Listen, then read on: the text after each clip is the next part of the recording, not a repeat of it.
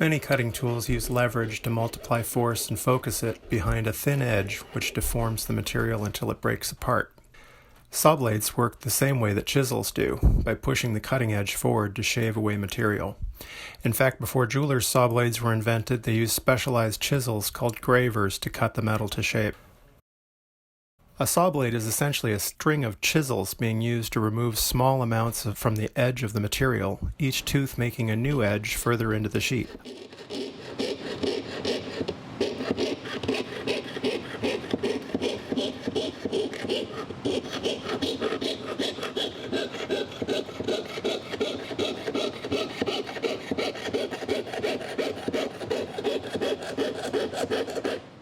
A saw blade has a surprising number of parts, each of which is a variable in its design. Engineers manipulate these to make blades stronger or thinner, adjust how big a bite each tooth takes, go straighter or maneuver better, and optimize its use on a particular material. Jewelers' saw blades are engineered to be as maneuverable as possible and cut very thin material. This comes from the set of the teeth, the way that the teeth are bent to each side of the thickness or gauge of the blade, so that the cut the blade makes, or its kerf, is wider than its gauge. This allows the blade to be turned within the path that it cuts. As you can see from this illustration, without this offset, the blade would only be able to go straight. The wider the set, the tighter the turn a saw can make. The set also allows the blade to be turned sharply within the kerf to force the corners of the teeth to cut a radius that allows the blade to turn almost within its own width. There's an excellent video on this technique on the GIA website.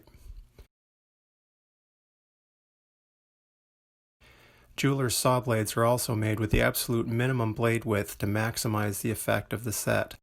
As you can see here, with more blade width, the radius the blade can cut shallows out dramatically. The blades are also designed to be used perpendicular to the surface of the sheet being cut. If the blade is angled, the blade width effectively gets wider in relation to the thickness of the sheet and behaves as if it was a much wider blade. Similarly, if the blade is tilted side to side, the blade will bind up in the kerf and stop the blade from moving. So what you get from all this engineering is a saw blade that is almost nothing but teeth, with just enough blade depth to keep the teeth together, and with no strength or structure of its own. It needs a jeweler's saw frame to make it usable. The saw frame is designed to stretch the blade into rigidity, to make it easy to push and pull the blade up and down along its length, and to make it easy to turn the blade within its own radius. In the Sawing Getting Started video, you'll learn how to use the saw frame and blades in combination to cut any shape you want. One last important thing about these blades. They come in 25 different sizes from 12/0 to 12. The proportion of set to width are all pretty similar, so as the teeth get bigger, the blade gets wider and stronger, but most importantly, as the blades get larger, you have fewer teeth per inch. This means that the distance from one cutting edge to the next gets wider and it takes bigger bites of material. Use too big a blade on too thin a material, and each tooth takes such a large bite that you'll have no control over the saw. Use too thin a blade on thick material, and each tooth takes such a small bite that you will make slow forward progress.